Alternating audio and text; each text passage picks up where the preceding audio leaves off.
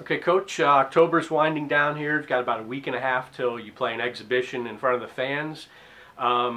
With the young team you've got, how do you feel things are progressing at this point? Well, we recently had a scrimmage against our men's practice squad this past week where we brought in officials, and that was a good learning experience for us. It helped a lot, obviously, at both ends, offensively and defensively.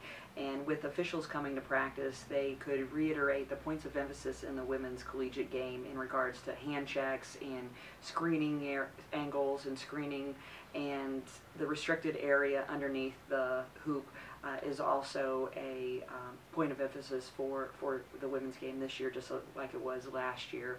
So we did that last week, and now we're doing shorter scrimmages against ourselves this week in preparation before our next closed scrimmage, and all that is progressing and will lead up to that Friday night against Davis and Elkins in our exhibition game. And with a young team, you've got 4 true freshmen and then 2 redshirt freshmen that did not see much time at all last year. So basically 6 of your 12 brand new. Is it more important to get a young team in those kind of situations where there are officials and there's a little more of a game type atmosphere? Trying to make special situations with 3 minutes on the clock, play, and then you have the ball out of bounds with 8 seconds to go, down 1. Putting a young group in more special situations like that will be beneficial. Playing against other people, like our men's practice squad, helps us. But breaking down into small groups, still doing a lot of station work and using small group work and applying that to the bigger picture, into creating 4-on-4 games and 5-on-5 games seems to be very helpful for this particular team. The MAC preseason coaches poll came out, and Bowling Green was picked second in the East behind Buffalo. Just your general thoughts on that?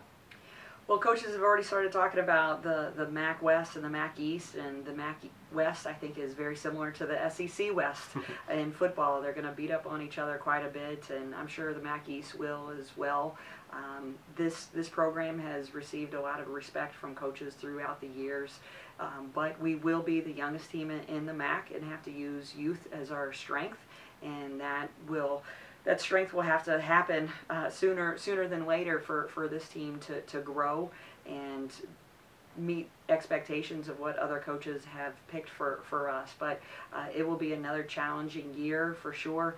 If you had to ask me who would win this league, I have no idea. There's potentially, in my eyes, 5 or 6 teams that could win this league, and it's just really talks about the strength of the coaching staffs in this conference, as well as their X's and O's strategy, as well as their recruiting philosophies.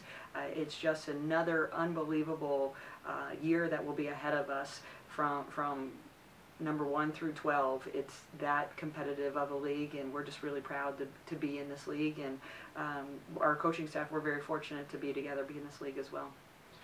And then in addition to the poll, the MAC released a preseason team, all-MAC team, and Erica Donovan made the all-East Division team. Obviously, she was a key contributor last year, but you had 3 senior starters that, along with she and Miriam in your lineup. Now you have basically 2 seniors, 2 juniors, counting Erica.